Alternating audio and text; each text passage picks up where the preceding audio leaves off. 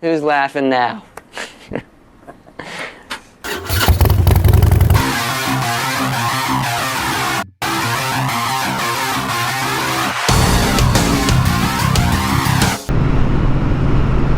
What a balmy day!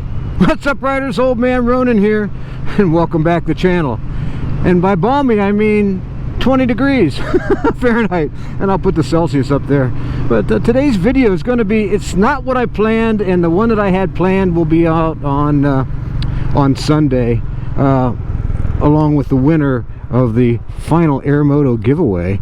But man, I'll tell you what, we got some exciting news here the other day, watching some YouTube channels. And you know, I really don't promote a lot of other YouTube channels, and the reason why is because those guys have hundreds of thousands of viewers and subscribers, and I have what I have, 13,000 some odd number, and you know, we're trying to grow, and we can only do it with your help. But the news that I wanted to tell you about was Royal Enfield has been vindicated. And if you want to find out more about that, stay tuned.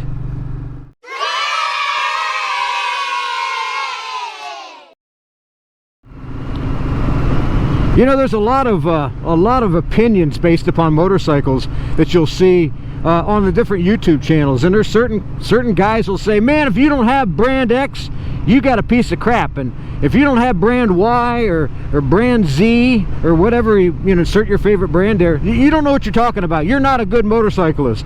I've never believed that. I've had every kind of motorcycle you can imagine.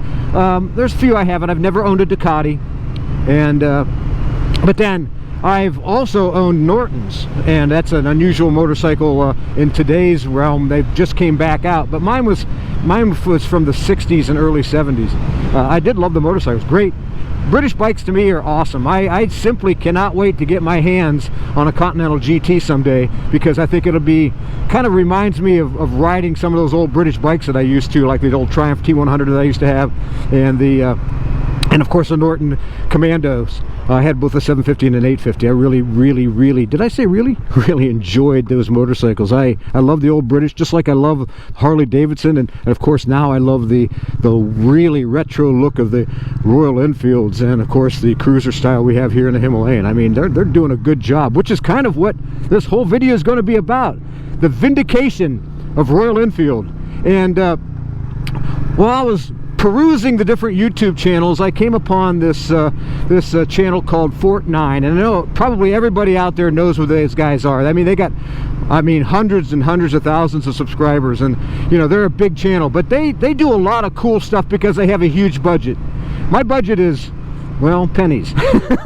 And without Patreons and also the membership, I really can't do it. And I just started something that's a Subscribe Star that we put up there to try to get a few more people that maybe want to go to a different route other than Patreon and the membership.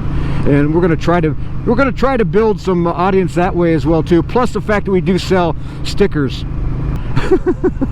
But what I want to get at, Fort 9 did a test, and I want to go over a few of the tops, and we're going to go do some voiceover work as well too. But the test was, they took 12 different motorcycles, not from the factory. These are all privately owned motorcycles, and all different brands, and I'll list the brands right here.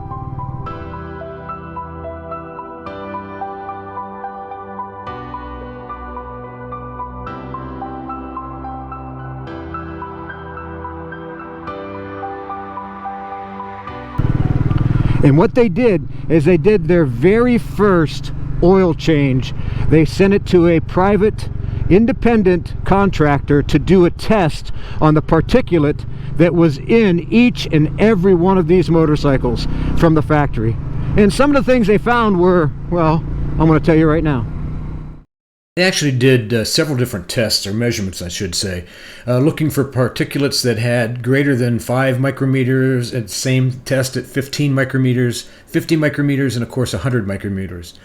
What particles they found were stuff like carbon, metal shavings, sand, plastic, cloth fibers, all the things you'd find in a typical manufacturing area, just not really what you'd want in a precisely built engine. Yeah, can you believe it? And what that is stuff that they found inside the factory that actually got into the engine. And of course, you know, these different particulates will cause a little bit different kind of damage, and I'll go over that now too.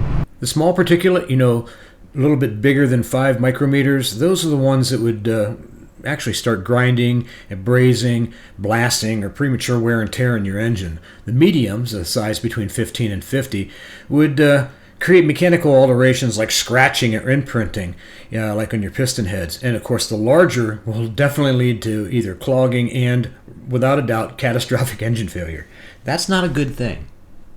Yeah, I mean, to me, that's just amazing that that these companies today, no matter who they are, can actually let stuff get in the engine during the manufacture process.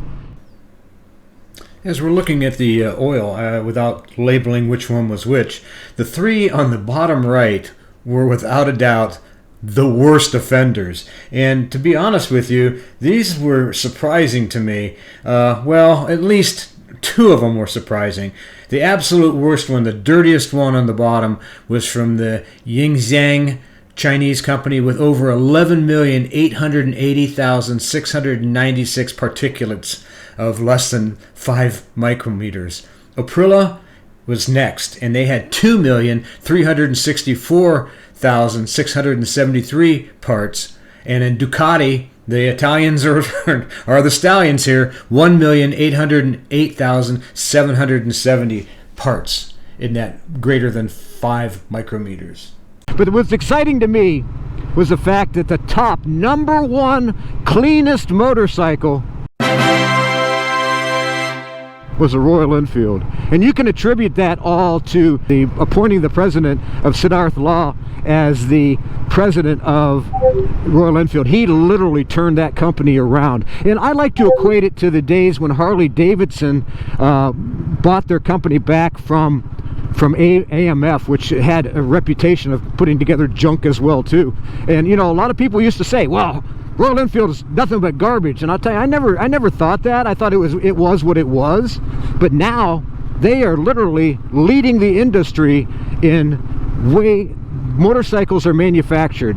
As far as their cleanliness in the manufacturing room, they redid their entire facilities, and they're turning out tight machines, man. And the proof in the pudding is basically the 650s, man. That thing, those really turned Royal Enfield around. And then you not only have that, but the introduction of the Himalayan, and of course now the Meteor 350, which you're seeing me right here, have all added to such a great company. And I do attribute it to the same thing as when Harley was took over from AMF in those early days. Now Harley's got some work to do. Out of the top 9, they were 9th, and that's they need some improvement there. But #2, obviously you're seeing right here, is BMW, and then the list goes down, and BMW is right behind them. So you can literally say that a Royal Enfield is as tight as a BMW, or as the gentleman said on the Fort 9, he said that they're tighter than a nun's knees.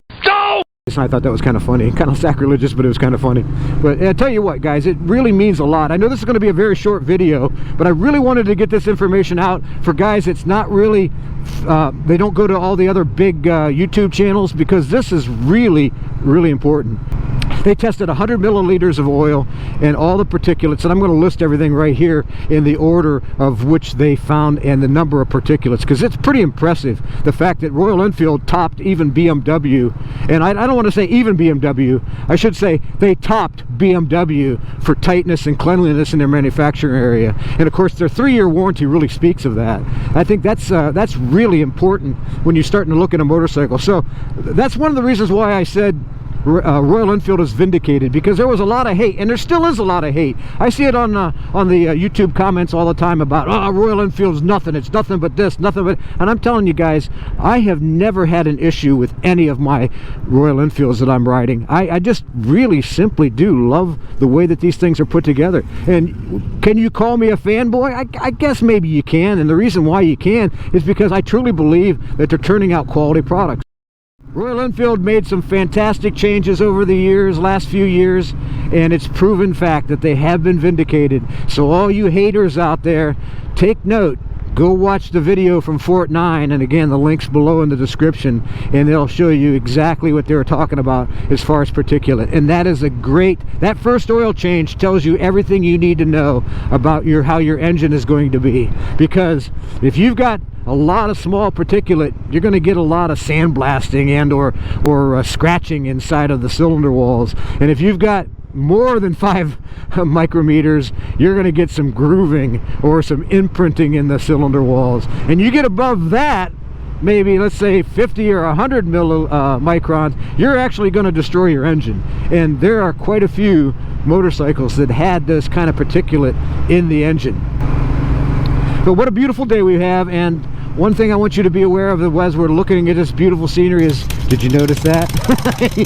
That's right, guys, this is the last time you can enter for the Airmoto Smart Air Pump giveaway, and we've got one more, and we're going to announce the winner on Sunday. So if you guys have not entered yet, you've got to enter, and how you do it is by being a subscriber, number 1, making a comment below, number 2, and then sending me an email at oldmanronin@gmail.com.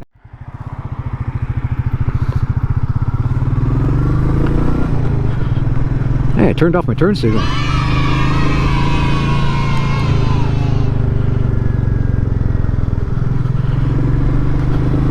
Hey, I turned off my turn signal. Twice. Nice. Well, guys, I really hope you enjoyed this video. If you did, make sure you give us a big thumbs up. Make sure you subscribe, hit that bell notification button, share and comment. You know I read all the comments and comment on as many as I possibly can. Make sure you enter that Airmoto contest, guys. This is the last week. And until next time, ride safe and keep her on 2 wheels, baby.